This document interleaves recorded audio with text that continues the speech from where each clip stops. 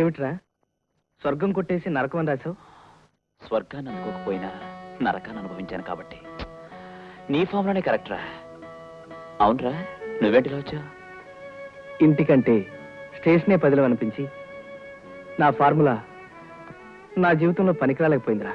రే, ఆ రోజు మనం స్టేషన్కి రావటం, మాస్టర్ గారితో అబద్ధాలు ఆడటం, మాస్టర్ గారు మనల్ని కేకలేయటం ఎంత సరదాగా ఉండేదిరా.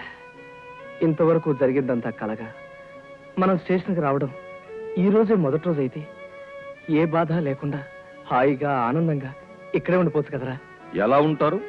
స్టేషన్ ఉన్నది రైలు ప్రయాణికుల కోసం కానీ మీలాగా అలసిపోయిన ఆగిపోయిన బాటసార్లకు మాత్రం కాదు.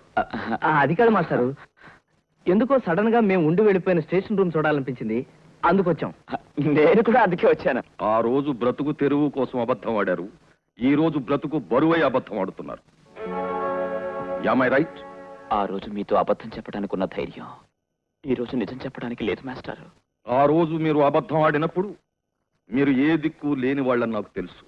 అలాగే ఈ రోజు ఏ పరిస్థితుల్లో ఇక్కడికి వచ్చారో కూడా నాకు తెలుసు. అందని పళ్ళ కోసం ఎగిరి కుప్పగూలిపోయిన వాడు ఒకడు, జీవితంలో పరిగెత్తలేక అలిసిపోయిన వాడు ఇంకొకడు. ఇలాంటి పరిస్థితులు మీ జీవితంలో ఎదురవుతాయని నాకు ముందుగానే తెలుసు. క్రూర మృగాలను సైతం మనిషి మచ్చిక చేసుకుని సహజీవనం సాగిస్తున్న ఈ రోజుల్లో నీ భార్యను దారిలోకి తీసుకురాలేకపోయావు. అది నీ అసమర్థత కాదా? కొండ మీద కోతి కావాలి అని ఆమె అడిగితే కోతేమిటి కొండనే తీసుకొచ్చిస్తాను అని అబద్ధం ఆడావు. అది నీ తప్పవునా కాదా? ప్రతిదానికి చిరునవ్వుతో దాటేయడం గొప్ప కాదు, ఆ నవ్వు మనసారా నవ్వుతున్నావా లేదా అన్నది ముఖ్యం. అది ముఖ్యం. వాడికి లేని అదృష్టం నీకున్నా లేనిపోని గొప్పలకి పోయి నువ్వు దురదృష్టవంతుడు అయిపోయావు.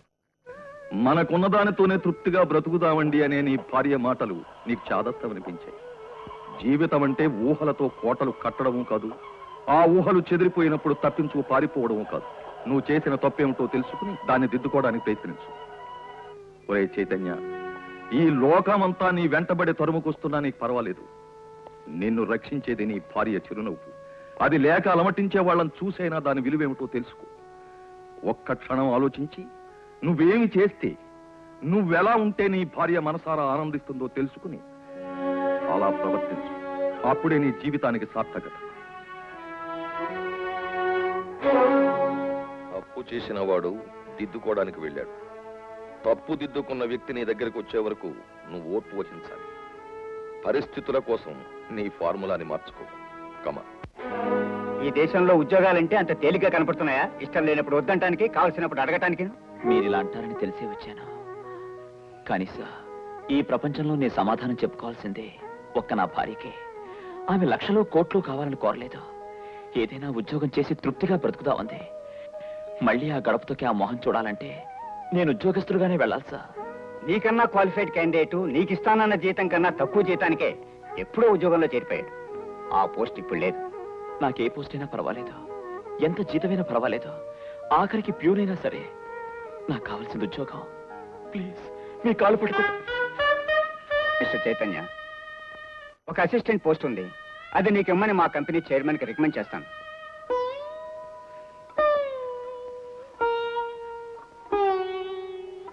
పుష్ప,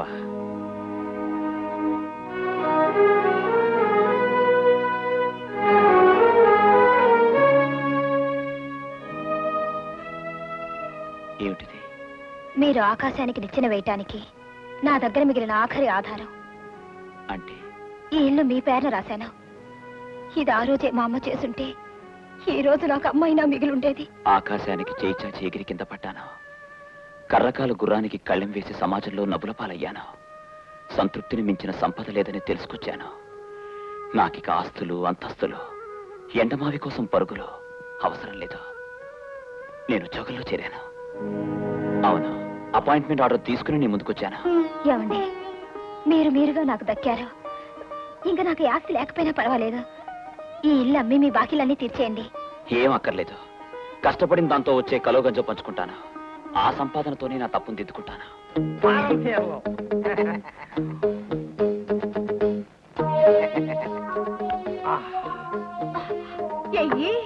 ఏటి పొగరేలేదు, కొంచెం గట్టిగా వాసిని, సింగిల్ టీ కోసం వారం రోజులు పోటీ పడే మనం ఇవాళ పట్టపగలే ఇసుకి తగే లెవెల్కి ఎదిగాము.